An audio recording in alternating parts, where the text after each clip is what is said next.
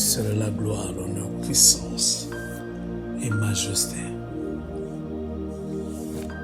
Amen, amen, amen, amen. Je vous salue tous dans le nom précieux de Jésus-Christ. Amen. Une nouvelle année qui commence. Alléluia. C'est une année qui va être aussi une année de notre Dieu. L'année de l'Éternel. Amen. Dans cette année, il y aura des défis comme d'hab, comme d'habitude. Alléluia. Il y aura des moments où nous allons traverser, des moments auxquels nous serons dans la joie, des moments auxquels nous serons confrontés par des situations qui seront des fois bien bénéfiques pour nous, mais il y aura aussi des situations qui vont nous faire couler des larmes. Alléluia.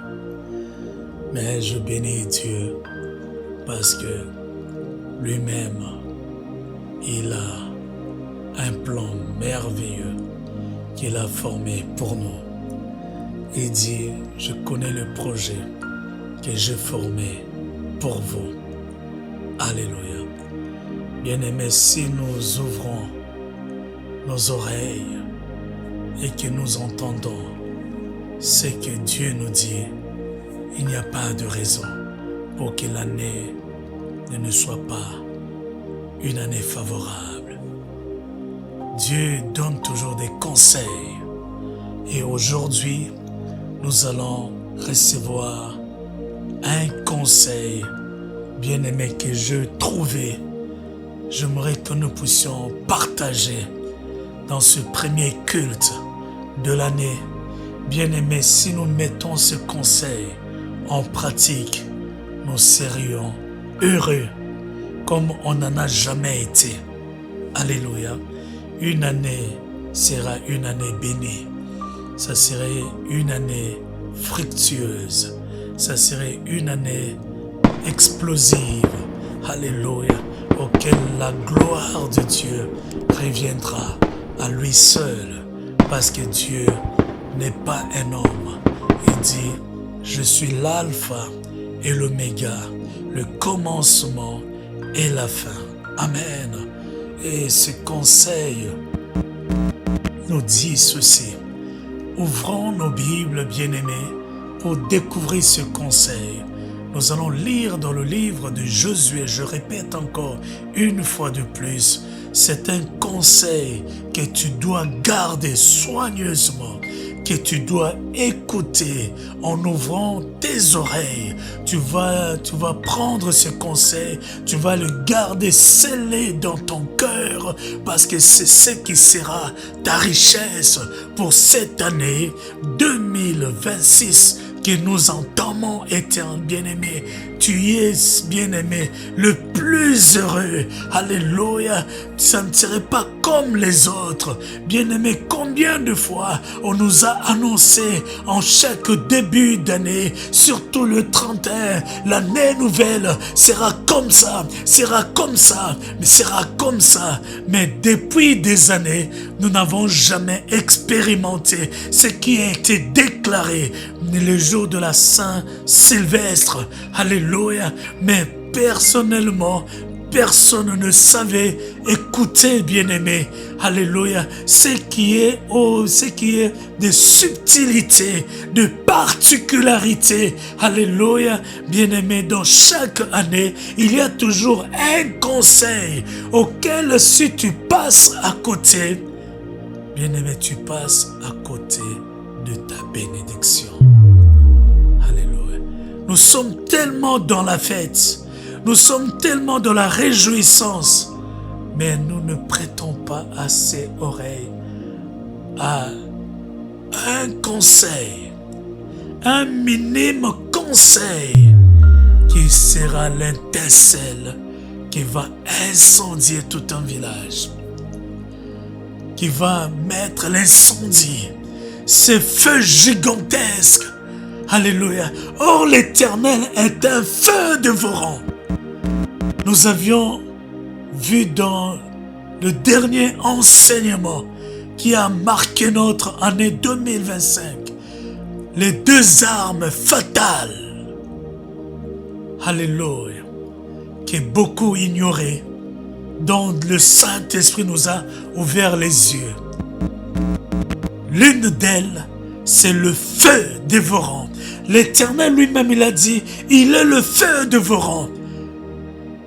Or, le feu, dans sa particularité, brûle, consume, fourdoie, calcine sur son passage. Mais les gens oubliaient cette subtilité de ce feu. Devant Moïse, le buisson ne se consumait pas. Alléluia. Devant Moïse, le buisson, cet arbre, n'était pas anéanti par les flammes qui se dégageaient sur lui. Lorsque tu es enfant de Dieu, le feu de Dieu ne te consumera jamais. Au contraire, elle le brûlera en toi pour éclater la gloire. C'était la gloire que Moïse voyait devant le buisson ardent. Alléluia. Oh oui. Ce conseil, si tu le gardes, si tu l'écoutes, si tu prêtes attention, tu prêtes ton oreille, tu le colles, tu l'attaches dans ton cœur et que tu la mets en pratique, bien-aimé, cette année sera une année bénie. Cette année sera une année fructueuse pour toi. Cette année sera une année de récolte. Cette année sera une année d'abondance. Cette année sera une année de victoire. Cette année sera une année d'opportunité. Cette année sera une année. Je croyais que tu allais me donner ton bon amen. Alléluia. Tu l'as mal dit, bien-aimé. C'est pas avec onction. Oui, je vais entendre amen dans tes murs. Bouge. Alléluia. Tu vas bouger le trône de l'Éternel. Si tu le dis avec onction, bien-aimé, cela déclenchera l'ouverture des cieux, du bon trésor de l'Éternel, auquel Dieu déversera la pluie de la première saison et la pluie de la dernière saison. Alléluia. Crois-le, bien-aimé. Que nous dit ce passage? Amen. Alors, bien-aimé, dans le livre de Josué, chapitre 1. Josué, chapitre 1, à partir du verset 9. Nous allons lire pour découvrir ce conseil que moi j'ai trouvé. C'est une pépite. Alléluia. Un petit conseil, mais qui vaut de l'or. Josué chapitre 1, verset 9. Je lis dans le nom puissant de Jésus-Christ. Ne t'ai-je pas donné cet ordre? Fortifie-toi et prends courage. Ne t'effraie point, ne t'épouvante point, car l'Éternel ton Dieu est avec toi dans tout ce que tu entreprendras. Je répète, car l'Éternel ton Dieu est avec toi dans tout ce que tu entreprendras. Alléluia. Bien-aimés, lorsque nous regardons bien, lorsque nous regardons l'année passée, nous avons compris que non, il y a eu des événements qui avaient chamboulé notre pays intérieur. Il y a eu des situations qui nous ont fait perdre notre foi, qui nous ont même amenés sur le chemin de douter même de la capacité d'agir de la parole de Dieu afin de s'accomplir dans notre vie. Tellement que nous avons été désillusionnés, alléluia, par certains événements qui se sont produits dans notre vie. Beaucoup ont pleuré. Beaucoup ils sont descendus sur terre. Leurs rêves s'étaient dissipés, disloqués, évaporés, bien-aimés. D'autres, ils ont perdu même le goût de vivre. Ils ont perdu même la joie qu'ils avaient auprès de Dieu. Et dans cette nouvelle année, beaucoup entrent dans la peur parce qu'ils ne savent pas qu'est-ce qu'il pourra leur réserver cette année encore. Est-ce que ça serait comme l'année passée? Est-ce que ça serait des surprises, désagréables? Mais laisse-moi vous dire, Dieu est tellement bon. Il est tellement merveilleux. Ye ayaka na lolenge ya lopete yonso. Il vient dans la simplicité. Mais pourtant, il a la solution. Il vient tellement dans l'humilité dans ta vie. Et pourtant, il a la solution à ton problème. Il a la guérison à ta maladie. Il a le secret pour ton épanouissement, ta progression. Il a le fil auquel tu attireras les miracles dans ta vie. Amen. Mais il ne te le présente pas, alléluia, comme tel sur des lingots d'or. Mais il vient simplement avec la sagesse divine, en commençant par un tout petit conseil. Wow. En te mettant dans la tête, si tu suis ce conseil, tu seras épanoui. Si tu suis ces conseils, tu seras béni. Si tu y appliques ce conseil, oh oui, tu seras. Alléluia. Tu vas prospérer. Oui, ça c'est Dieu. Si tu suis ce conseil, tu seras tranquille. Et ton année sera parsemée, alléluia, de la grâce divine de l'Éternel. Alléluia. Dieu te dit, ne te fraye pas. Que personne ne vienne te frayer. Peu importe ce que les gens ils ont dit. Peu importe ce que nous écoutons au travers de l'actualité. Que cette année, les gens disent, ça sera encore terrible. L'Europe, encore, alléluia, fermée, endurcie. Les choses, les conditions seraient encore pénibles. Qui va encore, alléluia, vivre? Bien-aimé, cette année, ça va encore être désastreuse. Parce que la couche d'ozone, il y a encore le réchauffement. Bien-aimé, qui vous dit cela? Or, le Seigneur te dit, ne t'effraie pas devant cette quantité d'informations qui nous engendre la peur. Bien-aimé, lorsqu'on entend ce que le monde dit, ce n'est pas des bonnes nouvelles à entendre. Ce n'est pas des bonnes informations. Alléluia. Des fois, on a peur d'ouvrir la télévision parce que vous ne savez pas ce qui peut être annoncé. Ça gâche la journée, bien-aimé. Et ce que les médecins t'ont dit, je ne sais pas. Ce que les avocats t'ont déclaré, je ne sais pas. Ce que ton entourage te dit, bien-aimé, ce ne sont pas agréables. Mais Dieu te dit ce matin, Dieu te donne ce conseil.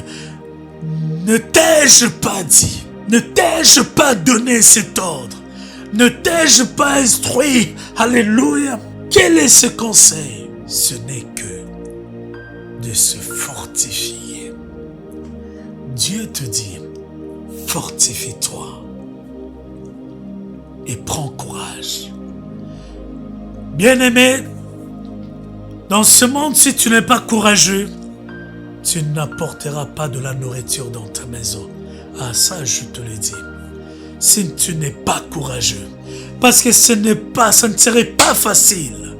Parce que ce monde appartient aux violents, bien-aimés. Ce monde appartient à ceux qui sont caïds. Ce monde, si tu ne fais pas des choses, si tu ne bouscules pas, si tu ne sais, tu ne vas pas à l'au-delà, alléluia, de la logique établie, tu ne pourras pas apporter de la nourriture pour que ta famille mange le soir. Alléluia. Pour que tu puisses payer les factures de ton loyer, de la santé. Bien-aimé, aujourd'hui, la santé nous coûte tellement les yeux de nos têtes, bien-aimés. Combien ils disent encore que l'abonnement pour nos mutuelles va encore augmenter. Les assurances pour nos habitations vont encore augmenter. N'en parlons même pas, bien-aimés, pour ceux qui sont sur le pouvoir d'achat. La nourriture, tout va augmenter. Mais ce qui n'augmente pas, ce sont les salaires. Comment compteras-tu, bien-aimé, à continuer à te vaquer, à payer tes factures, à porter la nourriture, à gagner même ton pain, bien-aimé, et d'être à l'aise et survivre surtout?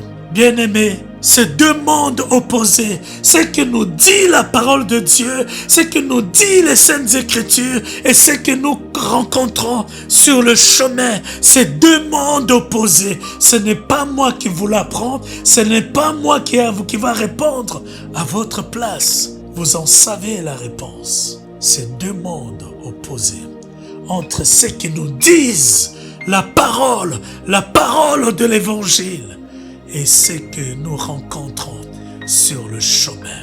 Mais tu pourrais te dire, mes serviteurs du Dieu vivant, mais qu'est-ce que toi tu en penses? Qu'est-ce que toi tu nous dises?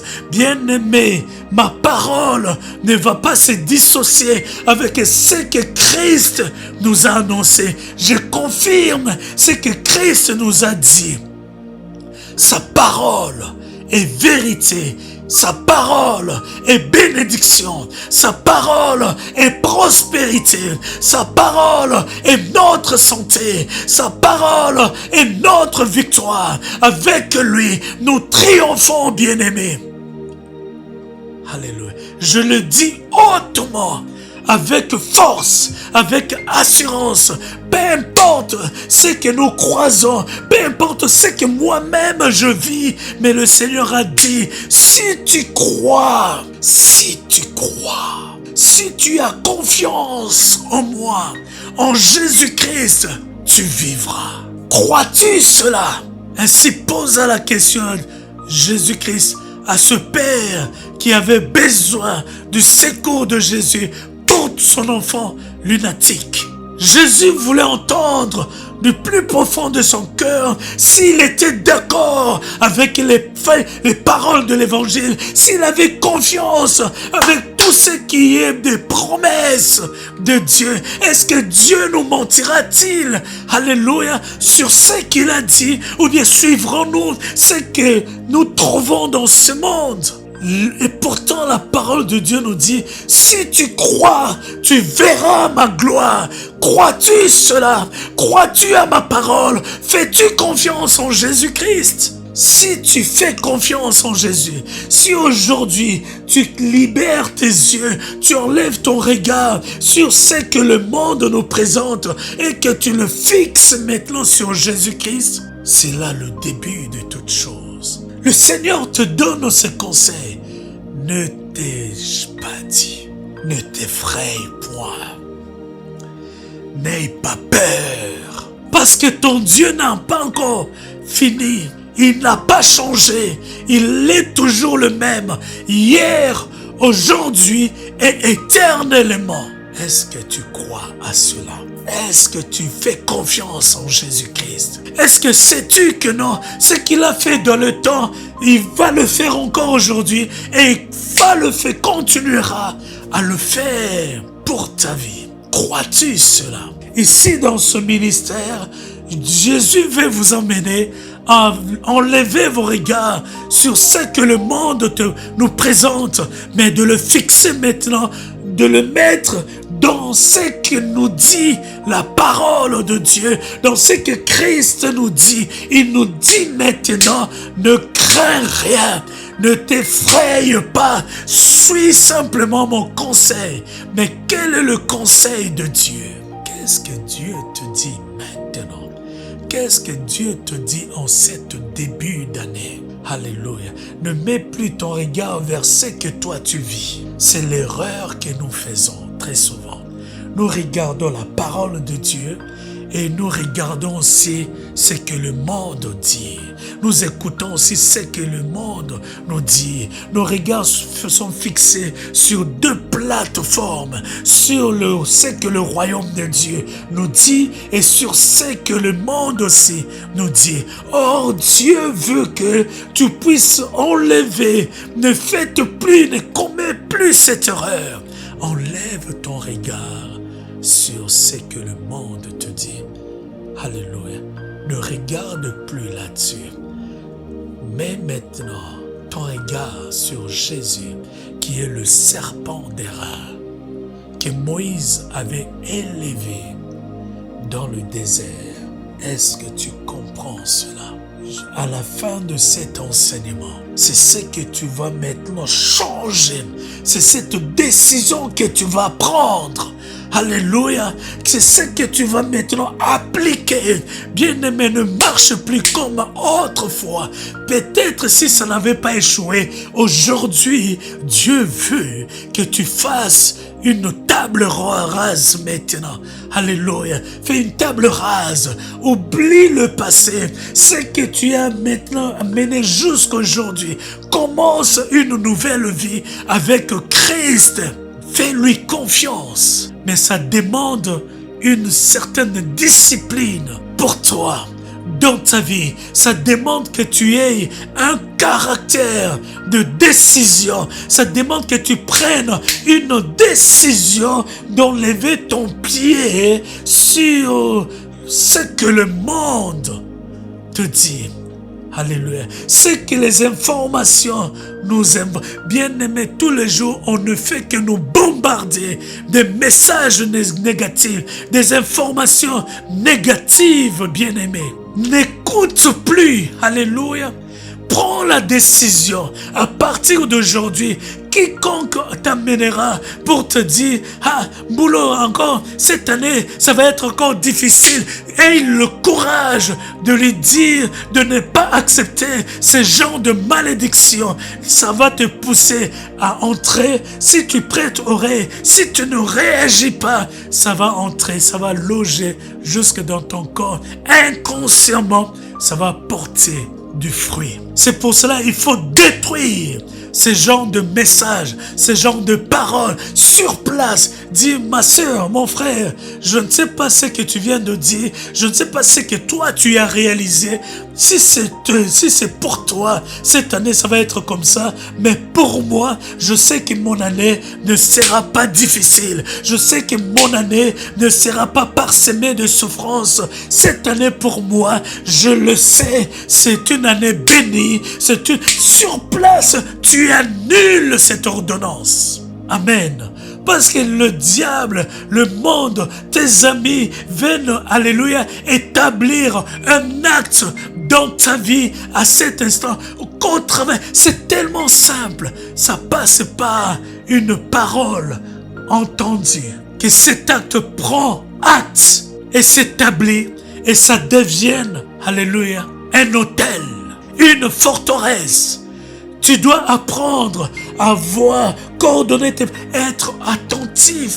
Est-ce que dans ce que mon ami dit, il y a-t-il des paroles de malédiction qui est déclarée dans ma vie, afin que dans ma conscience, ça puisse être logé, alléluia, et que ça porte une sémence en moi.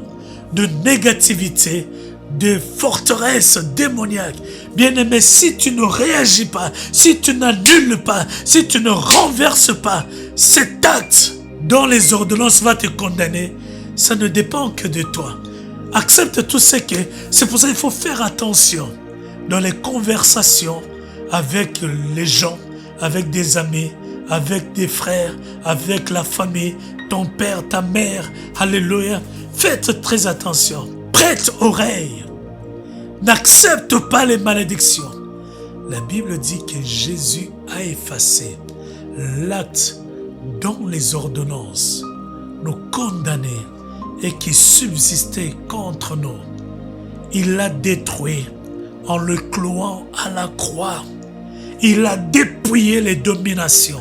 Il a dépouillé les autorités et il les a livrées publiquement en spectacle. Tu dois livrer publiquement en spectacle ce genre de paroles. Quelqu'un qui vient te dire, bien-aimé, tu sais que non, aujourd'hui, c'est fini pour nous. On est cuit. Alléluia. On a augmenté le truc. Dis-lui, non. Si toi, tu es cuit, mais moi, je ne suis pas cuit. Dieu me donnera la possibilité d'avoir l'argent pour payer, même si on a augmenté, alléluia, les articles, la nourriture dans le commerce, mais moi, j'aurai suffisamment d'argent pour que je puisse m'acheter la nourriture pour nourrir ma famille, payer mes factures. Alléluia. Bien-aimé, Dieu n'a pas encore fini. Dieu n'est pas mort pour toi. S'il l'a fait dans le temps, il le fera aujourd'hui et continuera à le faire. Mais qu'est-ce que Dieu a fait dans le temps pour qu'aujourd'hui, qu'il continue à le faire? Lisons dans Exode chapitre 16, à partir du verset 11. Qu'est-ce que Dieu a fait? Amen. Pour qu'aujourd'hui, la Bible dit qu'il n'a pas changé. Jésus te dit qu'il est le même éternellement. Hier, aujourd'hui et éternellement. Qu'est-ce qu'il a fait hier qui sera incapable de le faire aujourd'hui? Alléluia. Dans ta vie, est-ce que ton Christ a changé? Bien-aimé, non. Jésus te dit que non. Il n'a pas changé. Alléluia. Ce qu'il avait été capable d'accomplir hier, il te le fera aujourd'hui, à condition que d'écouter son conseil. Ne t'ai-je pas donné cet ordre pour que tu puisses l'appliquer dans ta vie, en l'ordre de Dieu, et que tu sois fortifié. Alléluia. Fortifie-toi. Or, ce qui peut rendre dans la fortification, il n'y a que la parole de Dieu. Car dans le mot fortifié, il y a le mot fort qui ressort. Qu'est-ce qui peut te rendre fort si ce n'est que la parole de Dieu?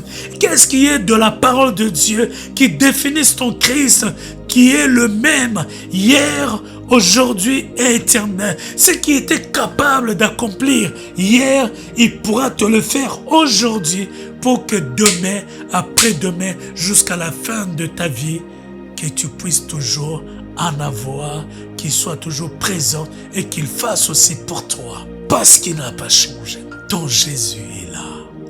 Ton Jésus veut que cette année nouvelle, qu'il puisse glorifier son nom. Mais écoute maintenant, ce qui va te fortifier. Car ton Dieu t'a donné le conseil, fortifie-toi. Prends courage. Qu'est-ce qui va te fortifier? Alléluia. Parce que Dieu t'a dit, fortifie-toi. Tu ne pourras qu'être fortifié au travers des enseignements qui est donné dans ton ministère, au travers de la parole de Dieu qui est donnée dans ton ministère, au travers des exhortations qui t'ont donné, alléluia, et au travers des méditations que tu lis chaque jour, chaque matin, dans ta parole, dans la parole de Dieu. Alléluia, chaque matin.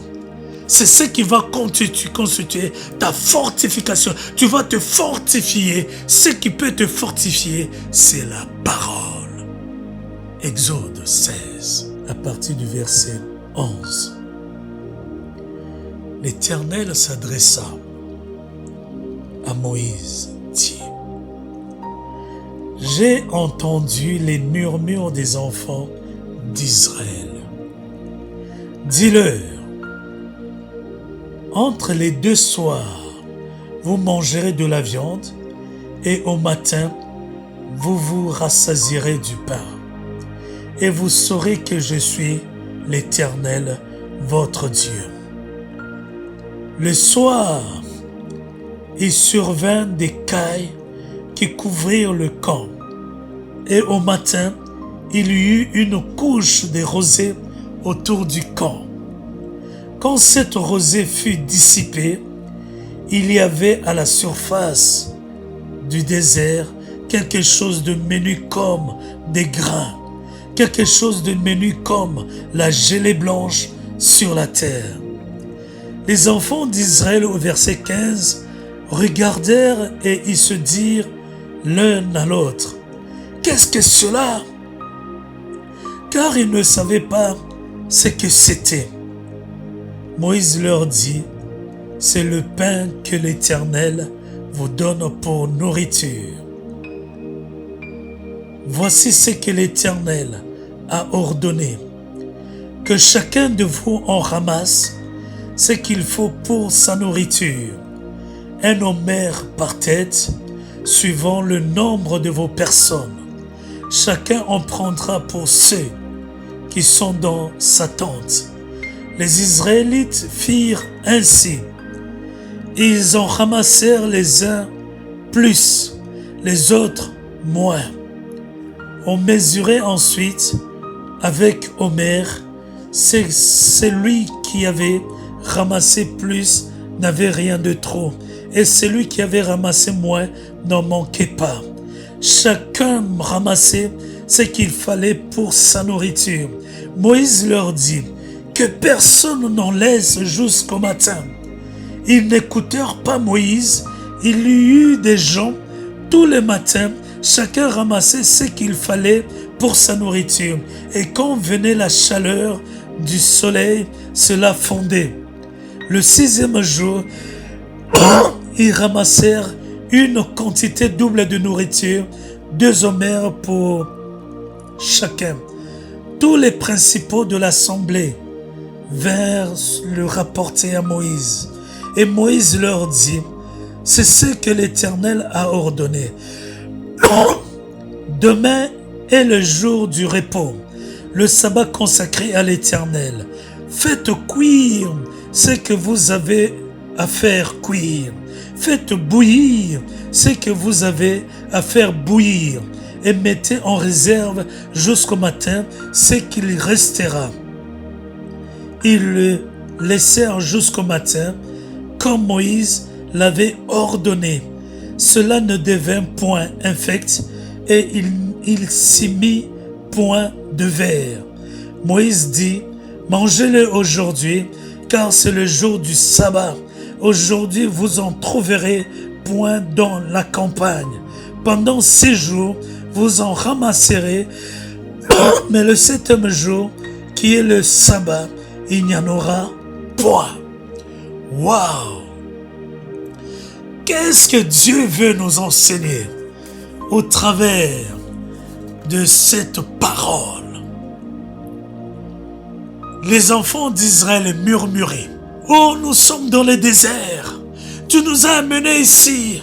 Il n'y a pas de nourriture. Il n'y a pas de choses à boire. Mais Seigneur Dieu de gloire, Moïse, qu'est-ce que tu nous as fait? Tu es méchant parce que tu savais, tu as comploté avec ton Dieu pour venir nous faire périr dans le désert. » C'est ainsi que beaucoup d'entre nous sont en train de faire. Beaucoup sont en train de murmurer. Seigneur, tu avais dit ceci, si nous croyons en toi, tout serait rose. Si nous mettons notre confiance en toi, nous aurons du pain à manger, ceci, cela, bien-aimé. Les pasteurs ne cessent pas de le déclarer. Venez à Jésus-Christ, vous trouverez du repos. Mais ce n'est pas ce que nous voyons. C'est toujours la misère, notre vie. Pourtant, lorsque nous étions dans le monde, on était bien. Depuis que nous sommes venus dans le Seigneur, la vie est devenue encore plus dure. Ça s'appelle des murmures. Des fois, tu murmures devant ton Dieu. Dans la prière, tu ne le sais pas. Et de voir même, tu es conscient de tes murmures devant Dieu. Ah Seigneur, je ne crois plus à la parole du Seigneur. J'ai prié, mais je ne vois pas toujours la main de Dieu. J'ai prié toute l'année, je n'ai rien vu de spécial avec votre Seigneur. Seigneur, en bon, le Seigneur dira à Moïse, pourquoi murmurez-vous? J'ai entendu les murmures des enfants d'Israël. Dis-leur, entre les deux soirs, la nuit, alléluia, vous mangerez la viande et le matin, vous allez voir, il y aura du pain. Et c'est ainsi. Il leur dit que chacun prend la mesure qu'on appelle homère. C'était une sorte de bassine qui était à la quantité pour une seule personne, pour permettre afin que tout le monde puisse avoir. Chaque jour, il y avait une quantité qui était destinée pour chacun. Alléluia. Et Dieu a libéré tellement son onction pour chaque année, pour chaque jour de la vie. Dieu fait pleuvoir parce qu'il n'a point changé. Il te donne, alléluia, entre deux soirs de la viande et du pain suffisamment pour toi afin que chaque jour tu apportes à manger pour ceux qui sont de ta maison. Et la Bible dit que non, ce Dieu-là n'a point changé. Ce qu'il était capable de faire lorsque le peuple murmurait, il est capable de faire avec toi aujourd'hui, alléluia, de tout ce que tu ressens. Peut-être tu ressens, tu es frustré, alléluia, tu pries, mais ton dossier ne se résout pas. Tu pries, mais tu as toujours des symptômes de ta maladie. Tu n'es toujours pas guéri. Alléluia. Ou bien ta guérison vient d'une manière promptement. Petit. Alléluia. Tu pries pour ton salaire qui augmente, mais on t'augmente toujours pas. Tu pries pour que Dieu t'amène ta future épouse, ton futur fiancé, mais tu ne vois pas les opportunités, les occasions, mais l'âge avance. Tu pries, mais tu ne vois pas les opportunités. Ce que tu gagnes, tu les dépenses. Tu as du mal à économiser, de mettre de côté afin de, alléluia, d'accomplir, d'entreprendre. Je sais, Dieu voit que tu as envie d'entreprendre, mais tu n'as pas cette opportunité de mettre de côté. Parce qu'à chaque fois que tu as ton salaire, il y a toujours des événements qui se présentent, qui te poussent à dilaper ton salaire dans ton cœur. Peut-être tu ne sais pas que tu es en train de murmurer. Oh oui, bien-aimé, des fois quand tu fais seulement, ah, Seigneur, pourquoi moi?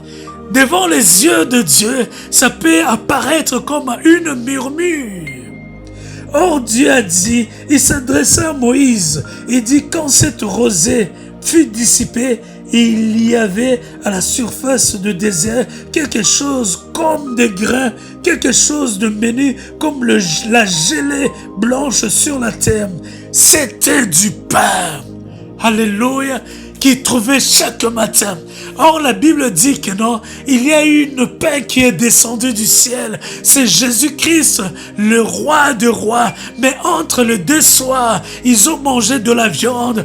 N'est-ce pas, Christ t'avait dit, voici mon corps, je donnais pour vous, afin que vous mangez-en, buvez-en mon sang. Alléluia. N'est-ce pas le corps du Christ que Dieu nous a offert? N'est-ce pas lui qui est le pain qui est descendu du ciel? C'était la présence qui représente la parole, l'évangile. C'est lorsque tu te fortifies dans la parole, lorsque tu suis les enseignements, lorsque tu mets en pratique les exhortations, tu mets en pratique, tu mets en application les conseils que Dieu te donne.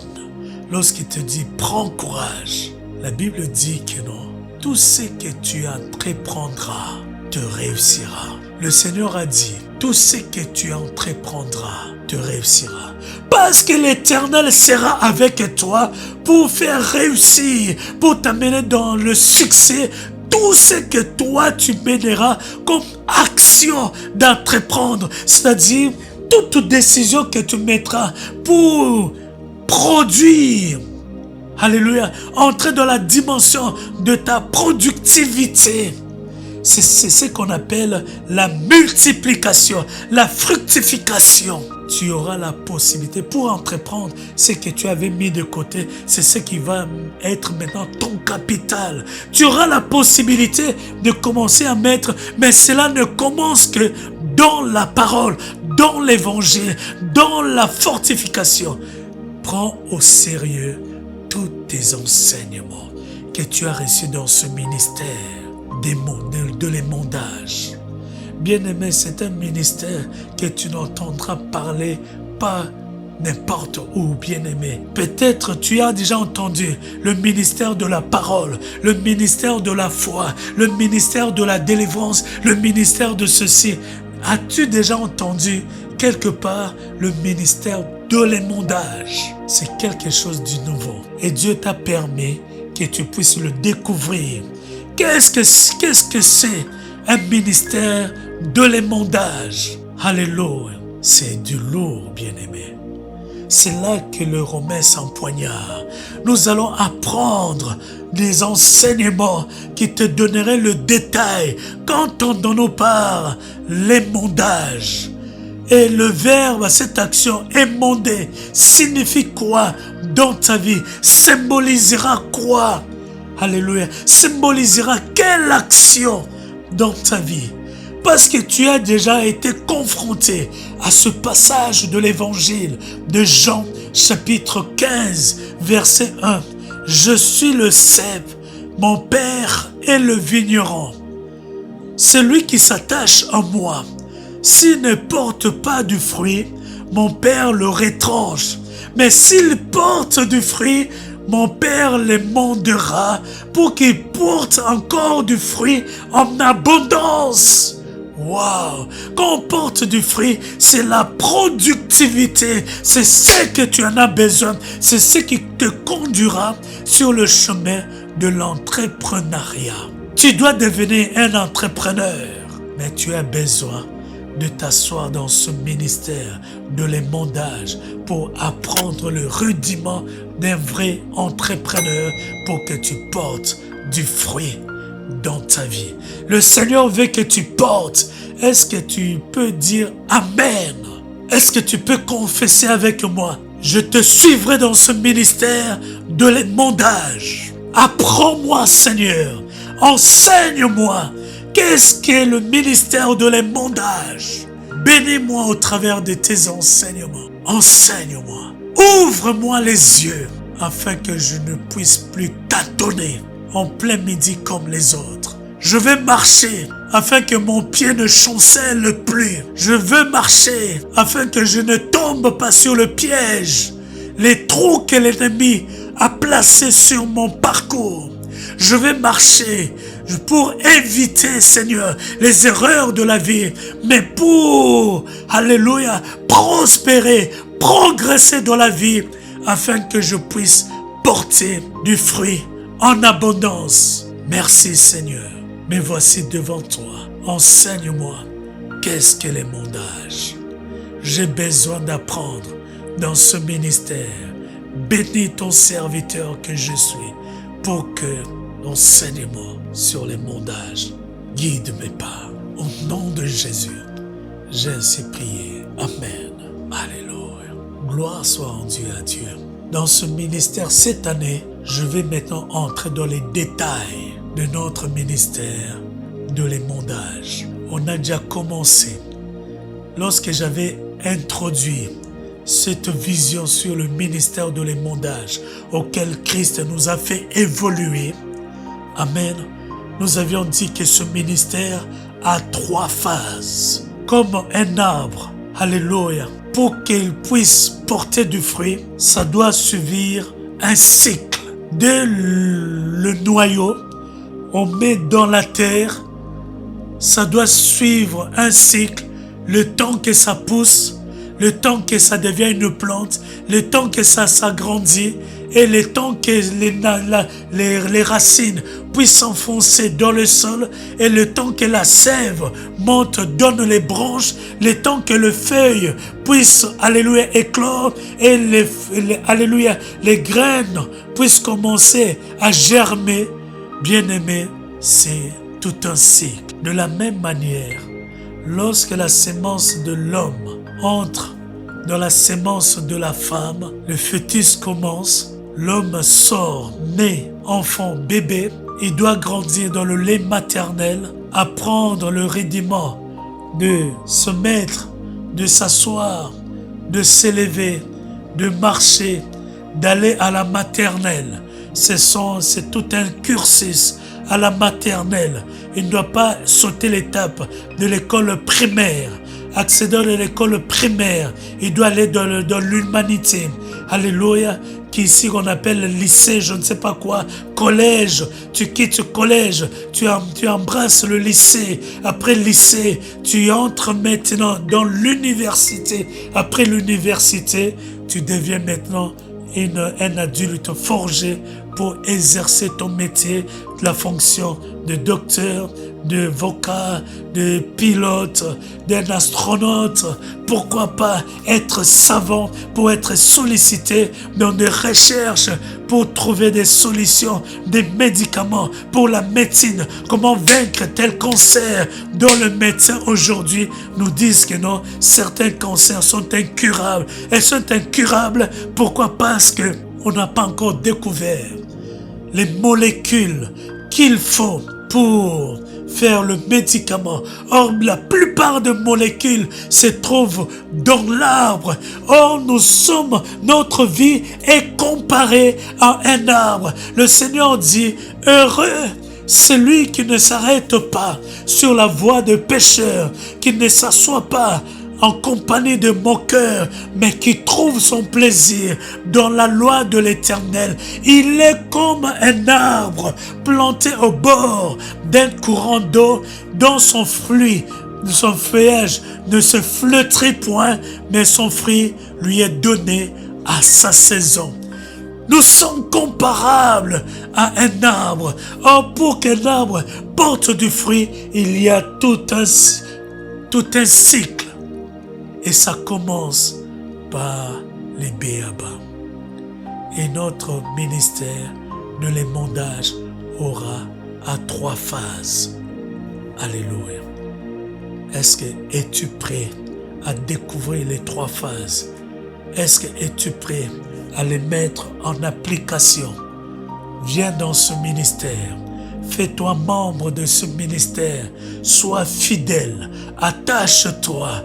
Parce que les 3 phases sont nécessaires pour la productivité, pour que tu commences à avoir des résultats dans ta vie, à produire comme Dieu t'a donné le conseil. Ne t'ai-je pas donné ce conseil? Fortifie-toi et prends courage, car l'Éternel sera avec toi dans tout ce que tu entreprendras. Or, le Seigneur t'a donné la promesse. Tu auras du succès dans tout ce que tu entreprendras. Ah, car c'est alors que tu réussiras. Alléluia. C'est lorsque tu vas mettre tous les enseignements qui seront donnés au travers de ces ministères de l'émondage. Il y aura des conseils à mettre en pratique. Alléluia. Parce qu'il ne suffit pas simplement d'écouter, de venir à l'église, de s'asseoir, de suivre. Mais il y aura aussi un temps auquel tu dois t'élever pour mettre en application ta foi. Tu dois marcher, tu dois accomplir des actions, tu dois aller chercher, tu dois frapper les portes pour maintenant valoriser, alléluia, ce que tu auras appris comme conseil. Alléluia. Il te suffit de prendre maintenant des décisions. Quelle est ta décision pour cette année 2026? Alléluia. Je t'invite à être membre de ce ministère Accroche-toi si tu l'as déjà fait. Continue. Suis le cursus. Ne murmure pas dans ton cœur de dire Seigneur, ceci, il y a une étape. Lorsqu'on a pris la graine, bien-aimé, du manguier, de la mangue, bien-aimé, j'ai expérimenté cela. J'avais pris un noyau de mangue, je l'ai mis à terre. Aujourd'hui, quand je retourne, alléluia, au Congo, je mange les fruits de ce que moi j'avais planté. Mais, et pourtant, pour que ça donne, j'étais impatient. Tous les jours, je partais, j'arrosais. Des fois, on m'avait conseillé, prends tout autour de l'arbre, enlève, mets les engrais. Alléluia, c'est ce qui constituait l'engrais. Bien-aimé, ça poussait. C'était tellement agréable à voir. Mais pour que je puisse manger le fruit, c'était au bout de tout un cycle. Amen. Ça demande de la patience. Si tu es patient, tu mangeras le fruit. Si tu acceptes de t'asseoir et d'écouter, de suivre à la lettre, de mettre en pratique, s'attacher à la parole de Dieu et mettre en exécution, être obéissant à la parole et aux instructions que le Seigneur Jésus te donnera, le moment viendra. Tu mangeras le fruit. Dites avec moi, je mangerai le fruit de tous les enseignements qui me sera donné dans ce ministère de l'émondage.